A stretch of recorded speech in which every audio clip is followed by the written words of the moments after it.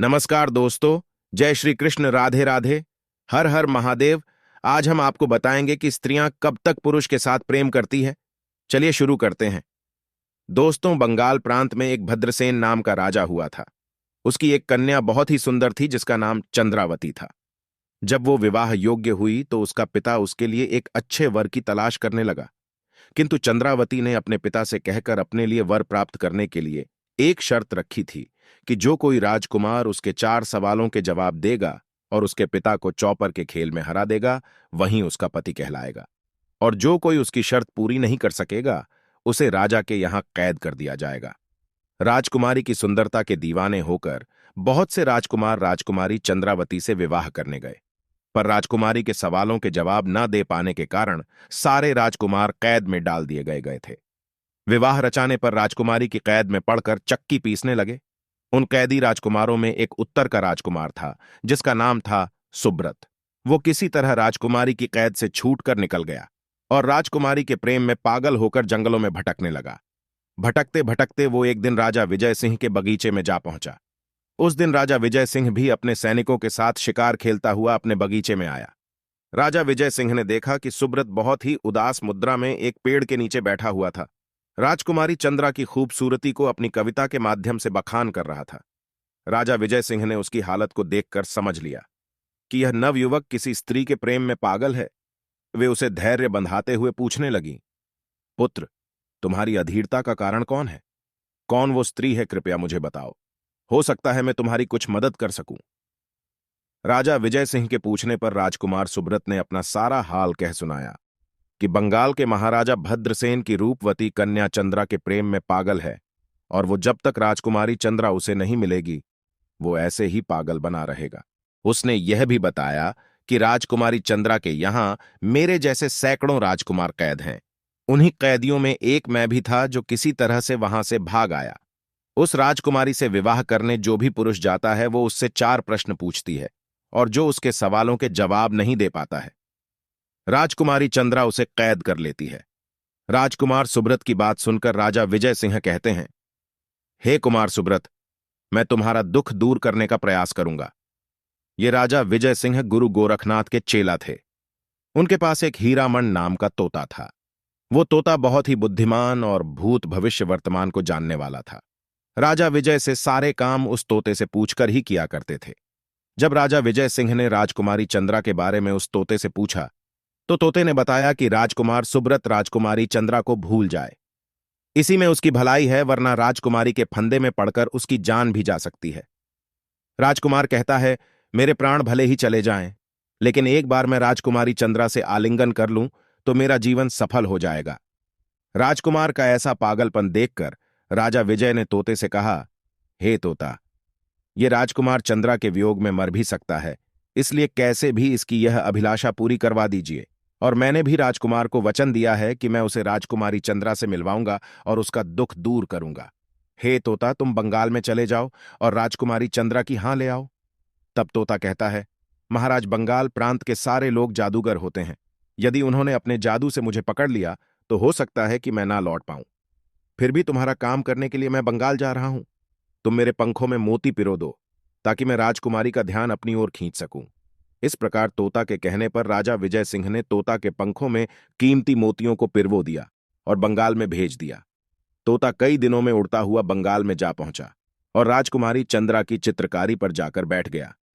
राजकुमारी की दृष्टि जब उस तोते पर पड़ी तो वो तोते की खूबसूरती को देखते ही रह गई। फिर तोते ने राजकुमारी से पूछा, हे मृगनयनी, तुम मुझे एक बात बताओ, तुम किस कारण से अब तक कुंवारी हो?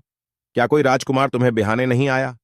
तोते की ऐसी बात सुनकर राजकुमारी ने सोचा, ये तोता जरूर कोई राजा का बेटा है। ये तोते का रूप बनाकर मेरा भेद लेने आया है। मैं इसे बातों में बहला फुसलाकर कैद कर लेती हूं।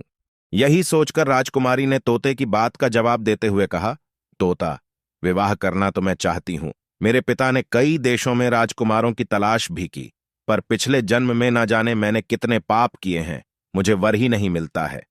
तब तोता कहता है, हे राजकुमारी, यदि बुरा ना मानो तो आप हमारे राजकुमार से विवाह कर लो, तुम्हारी जोड़ी खूब जमेगी। वो राजकुमार रूप गुण और बल से आपके ही योग्य है। राजकुमारी मीठी मीठी बातों में तोता से कहती हैं, कि तोता, यदि ऐसी बात है तो तू मेरा विवाह करवा दे। ले, यह मेरी अंगूठी ले जा और अपने राजा को दे देना।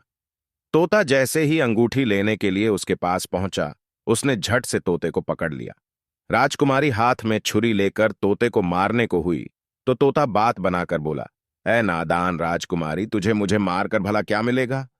अगर तू मुझे जीवित रखती है तो मैं तुझे गुरु गोरखनाथ से सीखी हुई संजीवनी विद्या तुझे सिखा सकता हूं। आजमाइश करने के लिए तुम मुझे मारकर उस विद्या से मुझे जीवित कर लेना। मृत संजीवनी विद्या सीखने का लालच राजकुमारी के मन में आ गया। तब तोते से बोली, ये विद्या मुझे अभी सीखा दो तो मैं तुझे अभयदान दे दूंगी। तोता कहता है, राजकुमारी चंद्रा, मैं अपनी विद्या हमेशा अकेले में सीख आता हूं। तुम अपने सेवकों को, अपनी दासियों को महल से बाहर भेज दो और मुझे अपने हाथों से आजाद करो। मैं तुम्हारे कान में मंत्र पढ़ूंगा, उसे ध्यान से सुन लेना, तुम विद्या सीख जाओगी। राजकुमारी चंद्रा भी विद्या सीखने के लालच में तोता की बातों में आ गई।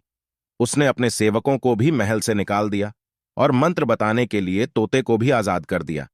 तोता अपनी चोंच राजकुमारी के कान तक ले गया और उसने राजकुमारी चंद्रा के गाल में ऐसी चोंच का प्रहार किया कि उसके गाल से रक्त बहने लगा।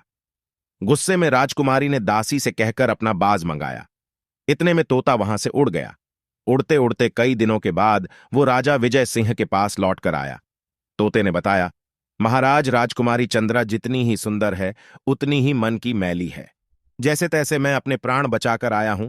विजय सिंह ने सोचा, चलो जो भी है, मैंने राजकुमार सुब्रत को वचन दिया है, मैं उसे निभाऊंगा। आगे वह उसे पाकर खुश रहे या दुखी रहे, मुझे इससे कोई मतलब नहीं। इतना कहकर राजा विजय सिंह राजकुमारी चंद्रा के यहां चल दिया। कुछ दिनों के बाद जब वो बंगाल में पहुंचा तो उसने राजकुमारी से सवाल पूछने को कहा। राजकुमारी ने राजा विजय सिंह को अपनी शर्त सुनाई कि प्रश्नों के जवाब न देने पर मैं बंदी बनाकर उसे अपने यहां कैद में डाल देती हूं। राजा विजय सिंह बोले, मुझे तुम्हारी शर्त मंजूर है। और फिर राजकुमारी ने अपने प्रश्न पूछे और राजा ने सारे उत्तर दे दिए। तब राजकुमारी राजा विजय सिंह से विवाह करने के लिए राजी हो गई। तब राजा विजय सिंह कहते हैं, राजकुमारी, मैंने तुम्हारी शर्त अपने लिए पूरी नहीं की। तुम तो मेरे लिए बेटी के समान हो। मैं तुम्हारा विवाह राजकुमार सुब्रत से कराऊंगा, जो तुम्हारे प्रेम में अपना राजपाट छोड़कर जंगलों में पागलों की तरह भटक रहा है। इस प्रकार राजा विजय सिंह ने सुब्रत का विवाह राजकुमारी चंद्रा से करा दिया। विजय सिंह तो अपने नगर को लौट गए, पर राजकुमार सुब्रत अपनी रानी चंद्रा के साथ वहीं रहने लगा। काफी दिन तक ससुराल में रहता रहा और एक दिन अपने ससुर से विदा लेकर जहाज पर सवार होकर अपने वतन को लौट रहा था। रास्ते में भयंकर तूफान में जहाज पलट गया। राजकुमार सुब्रत एक तख्ते पर उछलता किनारे पर जा पहुंचा। उधर उसकी पत्नी चंद्रा भी उससे बिछड़कर एक वनों की नगरी में जा लगी और लोगों ने उसका सारा माल जेवर लूट लिया और उसे छोड़ दिया। राजकुमारी चंद्रा भूखी प्यासी कई दिन तक जंगलों में भटकती रही। उसी जंगल में चित्रकेतु नाम का एक राजकुमार शिकार खेलने आया था। राजकुमारी चंद्रा को देखकर वो उस पर मोहित हो गया। राजकुमारी चंद्रा भी उसकी सुंदरता पर मोहित हो गई। उसे अपने पति का तनिक भी ख्याल नहीं आया। वो राजकुमार चित्रकेतु के साथ उसके यहां रहने लगी। उधर राजकुमार सुब्रत अपनी स्त्री को खोजता हुआ कई दिनों के बाद चित्रकेतु के नगर में पहुंचा।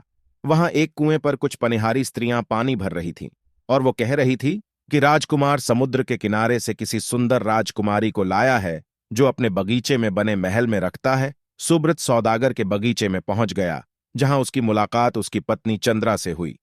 उसने तो सोचा था कि इतने दिनों के बाद मिले हैं, देखेगी तो लिपट कर रोने लगेगी, पर उसने तो उसे देखते ही मुंह फेर लिया।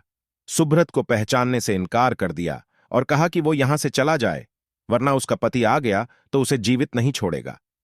अपनी प्राण प्यारी के मुख से ऐसे शब्द सुनकर राजकुमार सुब्रत सन्न रह गया। सोचने लगा, जिसके लिए वो पागलों की तरह भूखा प्यासा इधर उधर भटकता रहा, वो तो किसी और पुरुष के फंदे में पड़कर उसे भूल चुकी है।